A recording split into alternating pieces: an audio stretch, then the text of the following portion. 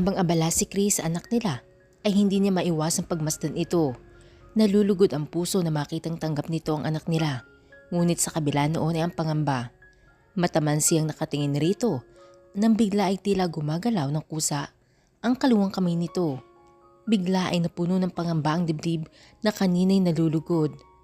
"Melva!" Ang nginig na tawag nito sa kanya. Mabilis siyang lumapit at mabilis nitong binigay ang anak bago pa nito mabitawan. "I'm sorry. Sorry."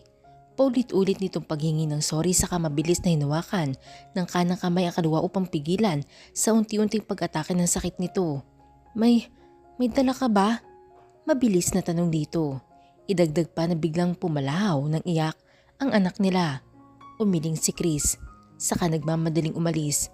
"Chris, saan ka pupunta?" Pigil pa ni Melva habang kargat pinapatahan ng anak. "Chris!" Sigaw ngunit tuloy-tuloy ang lalaki. "Anong nangyayari?" Ang nag-aalalang tanong ng yaya niya. "Ihahawakan mo muna si Selo. Susundan ko lang si Chris, baka kung mapano." Alalang wika. Agad naman itong kinuha ang kargam anak. "Chris!" Tawag dito. Nakitang papasok na ito ng sasakyan nito. Mabilis na sinundan. Isasara na nito ang sasakyan nito ng harangan iyon. Hindi ito pwede magmaneho. "Chris, ano bang nangyayari sa'yo? May dala ka ba?" Matigas na tanong dito. Nakatingin lang ito sa kanya hanggang sa unti-unting nilalamon ng panginginig ang buong katawan nito. "Ano ba?" Kabadong turan dito. Nakatingin lang ito sa kanya. Hindi na siya nakapagpigil at siya na mismo ang naghalughog sa sasakyan nito at compartment. Doon ay nakita ang pamilyar na kaha. Pagbukas noon ay iisa na lamang ang laman.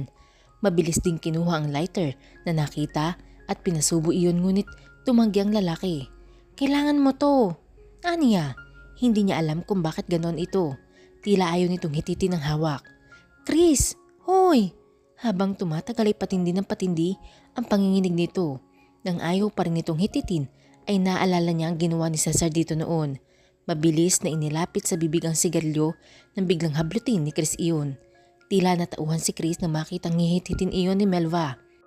Biglang nag-flash sa isipan ng panahong una siyang tinulungan ni Diana.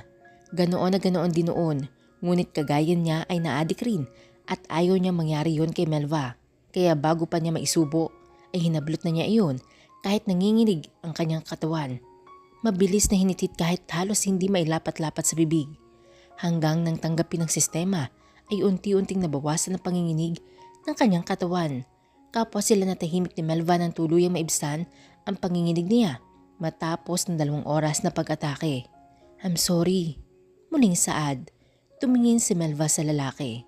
"Sorry saan?" "Sa paggambala ko sa'yo. 10:00 na. Baka late ka na." Tura naman ni Chris. Doon lang naalala ni Melva na papasok nga pala siya. "Oo nga pala. Tatawag na lang ako na hindi ako papasok." Mahinang turan.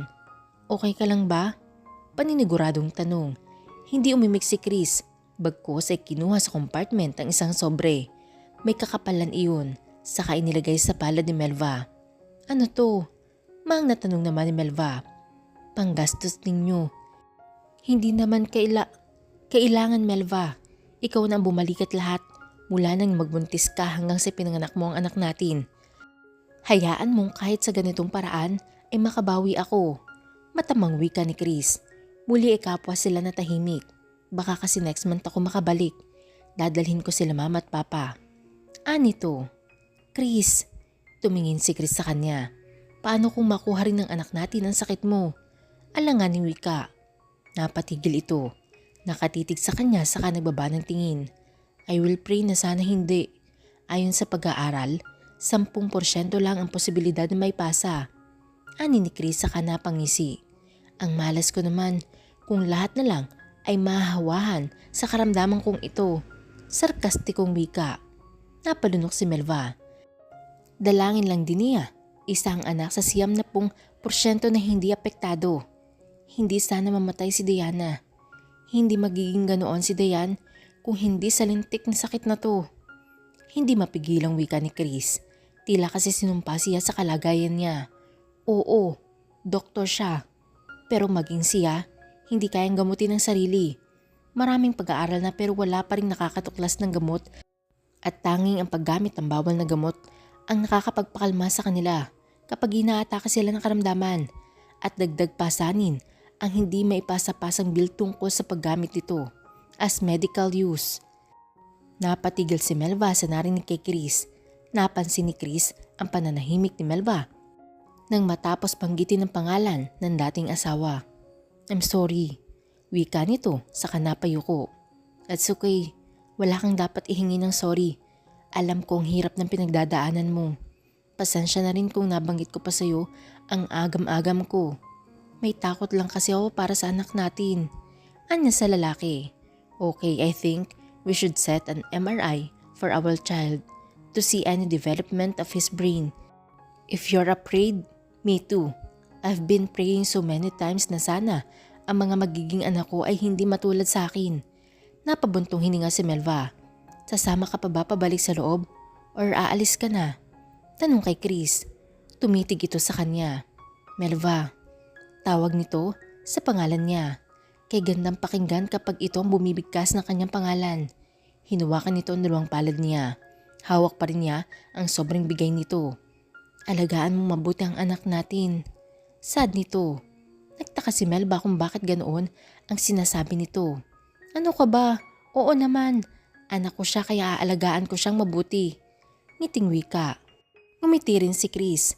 Mabuti kung ganoon. Nabaghan siya. Muli kasing napatulala si Chris. Yun lang ba? Aniya, hindi naman mabawi ang mga kamay na hawak ni Chris kapag hindi ako bumalik next week.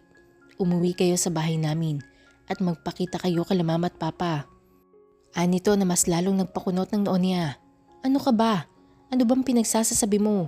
Anya pero sa likod ng isipan ay tila may ibig itong sabihin sa mga sinasabi nito.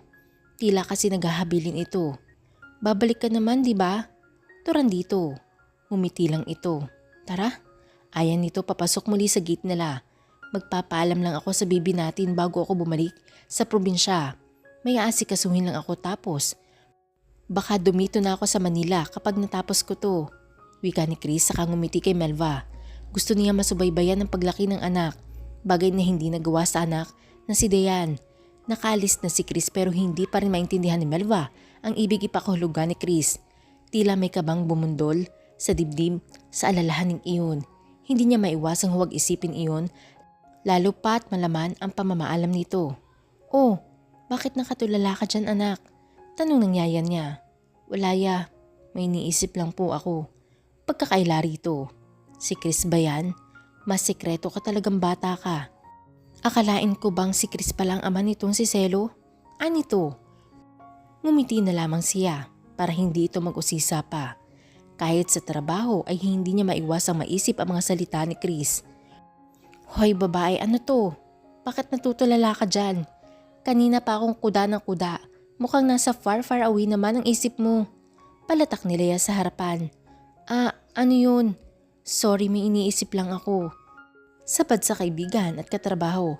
Ano naman ang iniisip mo, Aber? O mas mabuting tanungin ko kung sino? Pasaring nito. Umamin ka nga. Sino ba talaga ang ama ng anak mo? Muling usisa nito. Malapit na akong magtampo. Nagbuntis ka at nanganak.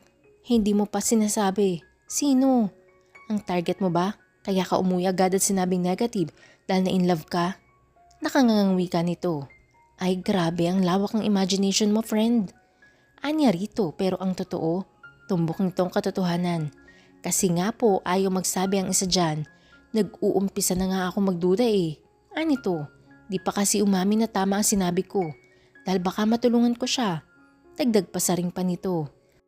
Napakunot ang noon niya sa muling sinabi nito. Matulungan saan? Mang natanong rito. Anito saka tumingin sa paligid saka bumulong sa kanya. Matulungan na hindi matuloy ang dapat mangyari. Mas lalo siyang naguluhan sa muling sinabi nito. Napakunot ang noon niya. What do you mean? Alam mo Melva, kahit nakakatampo na hindi mo inamin sa akin, alam kong si Christian Arsenio ang ama ng anak mo. Obvious no obvious. Sa pangalan pa lang, naroroon na ang clue. Marcelo Christian Ocampo. O diba? Turan pa nito. Tumitig ito sa kanya. Mahal mo ba siya? Muling tanong nito. Ano to? Hot seat? Anya na natatawa. Hindi. Para ito. Anito saka tumigil. Para ito sa ama ng anak mo. Baka pwede pang mapigil ang mangyari. Sa sinabi nito ay agad siyang napatingin dito. Tila may alam ang kaibigan na hindi alam. Konektado ba iyon sa mga huling sinabi ni Chris? Anong ibig mong sabihin? Tanong na tuluyan sa kaibigan. Okay Melva, dahil kaibigan kita, sasabihan na kita. Hindi nila ito pinapasabi sa iyo. Bulong nito. Muli itong lumingalinga kung may kasama ba sila roon. May gagawing transaksyon ng marijuana pababa ng Baguio. Tansya niya ay ibabiyahe papunta sa Isabela, Cagayan o Nueva Ecija. Napakunot noo na mabanggit ang probinsya ni na Chris. Napamura siya sa isipan. Kaya ba ganoon na lamang ang pagpapaalam ni Chris? Totoo ba yan? Kagad na tanong sa kaibigan. Shh! Baka marinig ka. Bulong nito sabay akbay sa kanya. Totoo akong kaibigan kaya sinasabi ko ito sa'yo. Dagdag pa sa ring pa nito. Batid na niyang sa reaksyon niya sa sinabi nito ay alam na nitong totoo ang haka nito. Sa iyong reaksyon mukhang alam ko na. Tura ni Leia. Hindi niya tinugon ito. Napaisip tuloy siya kung totoo nga ang hinala niya mapapasama si Chris sa entrapment na gagawin ng kasamahan niya. Lalong hindi siya mapakali. Lalo pat nasa isip ang mga sinabi nito kahapon. O, saan ka pupunta? Agad napigil ni Leia sa kanya. Kailan ang gagawing? Don't tell me pupunta ka rin. Alam mong hindi ka kasama roon. Kahit nawi ka na kaibigan. Pwede ba sinabi ko sa iyo to para lang pigilan mo si Chris kung may koneksyon o transaksyon man siya? Hindi ko sinabi para magpakabayani ka't iligtas siya. Kigil na bulong sa kaibigan. Gusto ko lang tawagan mo siya ngayon. Sabihin mo na ganoon. Nagkatingin na sila magkaibigan hanggang sa napalunok na lamang. Kahit papano'y batid na totoo itong kaibigan. Kapag ginawa mo ang plano mo, alalahanin mong baka mawalan ka ng trabaho. At malala pa, baka mawalan ka ng lisensya. Banta pa nito. Napaisip din siya pero hindi mawala sa isip. Ang alalahanin ang maaaring kahinatnan kung mahuli nga si Chris. Pinilit iwaglit sa isipan ngunit naroroon ang takot. Takot na maikulong ang ama ng anak dahil sa karamdaman nito. Tapos na ang duty niya na magpasya siyang tawagan si Chris. Dalangin niya na hindi pa ito nagpapalit ng numero. Bahala na. Turan bago denial ang numero nito. Natawa siya nang magring iyon. Matagal at nakailang dial na siya ngunit walang sumasagot. Isa pa. Anya sa isipan. Muling denial ang numero nito hanggang sa may sumagot doon. Yes, hello? Tinig ng babae. Mabilis na inilayo ang cellphone sa tainga at kinumpirma kung iyon nga ang numero ni Chris. Pero hindi siya nagkakamali. Hello? Tinig pa rin ng babae ngunit naagaw ng pansin niya ang pagtawag sa kanya. Melba? Alanganing tinig ng isang lalaki. Agad siyang napatingin sa pinanggagalingan ng tinig. Doon ay napatigil siya sa kapinatay na lamang ang tawag kay Chris. Sinisino niya kung sino ang lalaki. Melba, ikaw nga. Masiyang ngiti nito. Nang lumapit ito ay napangiti siya. Naalala niya ito. Richard? Aniya? Siya naman ang alanganing nagbigkas sa pangalang sinabi. Yes, ako nga. Anito na puno ng kumpiyansa sa sarili. Mukhang napakalaki ng pinagbago nito. Medyo pumusyaw na ang sunog na katawan at sa suot nitong mukhang asensado na. Wow, mukhang hiyang ka rito sa Manila ah. Masiyang turan nito. Tumawa ito. Oo nga nagtatrabaho pala ako sa building na yan sa isang construction company as assistant engineer. Nax, big time ka na. Masaya ako para sa'yo. Turan rito. Ikaw, anong balita sa'yo? Bigla kang nawala. Tigil na wika nito na makita ang uniformeng suot. Pulis ka? Agad naturan nito sa kabiglaan. Ngumiti siya. Napatigil silang dalawa sa kamuli ito nagsalita. So, kumusta ka? Anong balita matapos mong umalis sa probinsya? Tanong nito. Okay naman heto, balik trabaho matapos akong manganak. Turan sa ngumiti ngunit muling nagulat ang lalaki. Nanganak, you mean may anak ka na? Sinong asawa mo? Sunod-sunod na tanong nito. Napatawa siya. Relax lang. Wala akong asawa pero may anak ako. Aniya na natatawa. Ikaw, tiyak maraming babae nagkakagusto sa iyo niyan. Sad nito. Ngumiti ito. Sayang nga may gusto na ako pero mukhang iba ang gusto niya. Paging nito. Ganun ba, sayang naman. Maswerte sana siya kung ikaw ang pinili. Tura na lamang kahit alam niyang siyang pinatutungkulan niyon. Batid niyang siyang tinutukoy nito pero mas ninais niyang magmaang-maangan na lamang. Ngumiti si Richard saka tila tumingin sa relos nito. Batid niyang kailangan na nitong bumalik sa trabaho nito. Sorry Melva, kailangan ko nang bumalik. Yun pa rin ba ang number mo? Tanong nito pero umiling siya. Agad itong bumunot ng calling card nito. Napangiti siya. Iba na talagang asensado. Ngiting paalam dito. Nang humimpil sa harapan ang kanilang police mobile ay agad siyang sumakay. Pauwi ka na ba? Tanong ni Sanchez sa kanya, isa sa kanyang kasamahan. Yes sir. Maagap na sagot niya rito. Halika na at ihatid na kita. Bakit kasi ayaw mo uling subukan mag-drive? Aanin mo ang sasakyan mo sa bahay kung hindi mo nagagamit. Anito, sabay baling sa kanya. Ngumiti siya. Pagod ka na bang ihatid ako? Maang dito. Magtatatlong taon na rin siyang tumigil sa pagmamaneho mula nang maaksidente sila ng kaibigan. Hanggang ngayon nagigilty siya dahil sa kanya na wala na ito nakakaya maglakad. Alam ko namang may trauma ka pa rin pero kung papadaig ka, talo ka. Anito na muling itinuon ang tingin sa daang tinatahak. Salamat boss. Anya ng tuluyang humimpil sa harap ng bahay ang police mobile nila. Alam mo bata, ang panganib kahit saan yan. Kung oras mo na. Pero kung ako sa'yo, i-drive mo yung sasakyan mo dyan sa garahe mo para hindi ka mahirapang umuwi. Malakas na tura nito. Napatawa na lamang siya, saka nalungkot. May punto kasi ito pero hindi maialis sa isip niya ang dahilan ng pagkapilay ng kaibigan. Papasok na siya sa bahay niya nang magring ang cellphone niya. Napakunot ang noon niya na makitang galing kay Chris ang tawag. Muli naalala ang babaeng sumagot dito kanina. Hello Melva? Bungad ang lalaki. Hi Chris, tugon dito. Sabi ni Claire tumawag ka daw kanina. Naiwan ko rito sa quarters naming doktor. Si Claire iyon isa sa nurse dito. She's married. Di magkanda tutungtura ni Chris sa kabilang linya. Nang ma-realize yata nito sinasabi, ay biglang napaisip kung bakit hindi ito magkanda tuto sa pag-eksplika sa kanya. O okay, nasambit na lamang dahil sa kabiglaan at walang maapuhap na sasabihin. Tila naman napaya si Chris. Bakit niya pa kasi sinabi yun? Sorry, agad nasambit na matahimik si Melba sa kabilang linya. Bakit ka nga pala tumawag? May nangyari ba kay baby? Tanong nito. Wala naman, may itatanong lang sana ako sa'yo. Anya na muli na namang dinaluyo ng kaba ang kanyang dibdib. Ano yun? Huminga muna siya na malalim. May alam ka ba sa ibababang kontrabando? I mean, marijuana. Sad nito. Doon naman ay natahimik si Chris. Please, if you're going with the transaction to any of them, wag ngayon Chris, mapapahama ka. Banta rito. No, wala akong kinalaman dyan.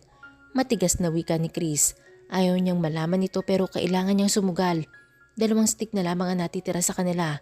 Hindi niya tinuloy ang balak na pag-cultivate sa loob ng bahay nila dahil ayaw madamay maging ang magulang niya. Susugal siya dito. 3 milyong halaga ng marijuana ang kanyang inaasahan. Sasapat na yun para sa 4 o 5 taon nila ng kanyang ama. Mabuti naman, ani ni Melba saka nagpaalam sa kanya. Melva, pigil pa niyang tawag dito. May sasabihin ka ba? Anito? Tigil na turan. Wala, sasabihin ko lang na ikis mo ko sa anak natin. Anya saka nagpaalam ito. Okay sure. Ani ni Melva. Akala niya magsasabi na ito sa kanya ng feelings nito. Bye na. Anya rito. Kahit sinabi yun ni Chris ay hindi pa rin siya makapakali. Ibang kutob niya. Pagpasok kinabukasan ay nagtaka siya dahil tila abala ang ilan. Psst! Anong meron? Tanong kay Leia. Shh! Huwag ka nang maingay. Trabaho na lang girl. Anito? Mukha kasing busy sila. Anya sabay nguso sa ilang kasamahan. Naman anito sabay kamot sa ulo. Girl, may tip na halagang 3 milyon ang ibababa papuntang Pampanga. Anito? Akala ko ba Isabela, Cagayan at Nueva Ecija? Pulong na tanong. Malay ko girl. Ani na kaibigan na tila may hindi sinasabi. Tumingin siya sa mga kasamahang tila nagpaplano. Huwag mo silang pansinin. Alam mo bang mainit ang mata nila sa'yo dahil sa pag-ayaw mo sa kaso ni Arsenio? Sambit nito. Napakunot noo siya. Hindi ko siya inayawan. Negative nga kasi. Clear ang bahay nila. Kate naturan. Pasimple siya nag-encode mga report sa computer desk niya nang maulinigan ang plano ng mga ito. Mabalaka at Pampanga ang target natin. All the exit point. Naitawag ko na sa hepe roon at magkakandak tayo roon ng briefing bago tayo lumarga. Ani ng pinaka-head ng team. Kinakabahan na talaga siya para kay Chris. Tomorrow at 5 AM ang time ng transaction nila kaya dapat 4:30. Nasa pwesto na ang lahat. 2:00 ng madaling araw ang call time natin dito. Para makaalis na tayo ng 2:30. We just have 1.5 hours to travel time since walang traffic sa ganyang oras at exactly 4 AM. We conduct a short briefing then proceed to target area. Dagdag pa nito saka nag-dismiss para daw makapagpahinga ang mga ito. Napalunok na lamang siya. Ilang pilit isipin na hindi si Chris ang katransaksyon ng mga marijuana trader. Hindi niya may alis ang mag-alala. Muli po, sabay-sabay po nating abangan ang susunod na kabanata. Maraming salamat po.